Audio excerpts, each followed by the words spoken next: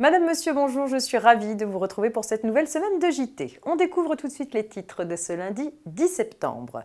Correction de la déclaration de revenus 2018, congé sans motif, droit du locataire à l'indemnité d'éviction et pour finir, confirmation du prélèvement à la source. Les contribuables qui ont souscrit leur déclaration de revenus 2018 en ligne et qui constatent à la lecture de leur avis d'imposition qu'ils ont commis une erreur ou un oubli ont la possibilité de la corriger jusqu'au 18 décembre prochain. Accessible au travers de leur espace particulier, le service de télécorrection leur permet de modifier en ligne la plupart des informations relatives à leurs revenus ou leurs charges, ainsi qu'aux éléments relatifs à l'impôt sur la fortune immobilière. À la suite de cette démarche, ils recevront un nouvel avis d'imposition prenant en compte leur correction et faisant apparaître une diminution ou une augmentation de leur imposition. En matière de bail commercial, le congé délivré sans motif par le bailleur ouvre une option au locataire. Soit se prévaloir de la nullité du congé et poursuivre le bail, soit y renoncer et solliciter une indemnité d'éviction. Dans ce dernier cas, le locataire peut se maintenir dans les lieux dans l'attente du versement de l'indemnité. Voilà les enseignements d'un arrêt de principe rendu par la Cour de cassation.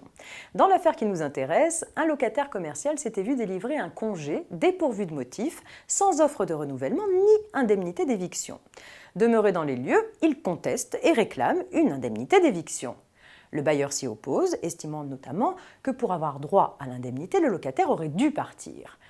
Le locataire obtient gain de cause. En effet, ce dernier est libre de renoncer à la nullité du congé s'il préfère opter pour l'indemnité d'éviction. Ce choix l'autorise alors à demeurer sur place tant que l'indemnité ne lui a pas été versée.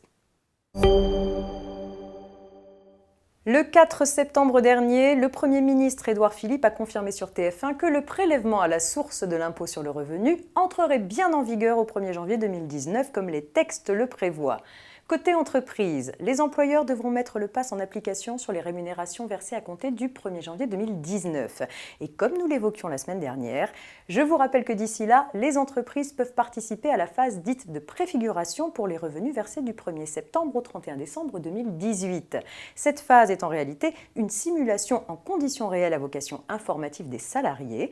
Les employeurs qui auront choisi d'y participer transmettront donc à chaque salarié, soit sur le bulletin de paye, soit sur un document équivalent, certaines informations telles que l'assiette et le taux du PAS, mais aussi la somme qui serait théoriquement versée aux salariés après le PAS. Bien évidemment, aucune retenue ne sera opérée sur les salaires.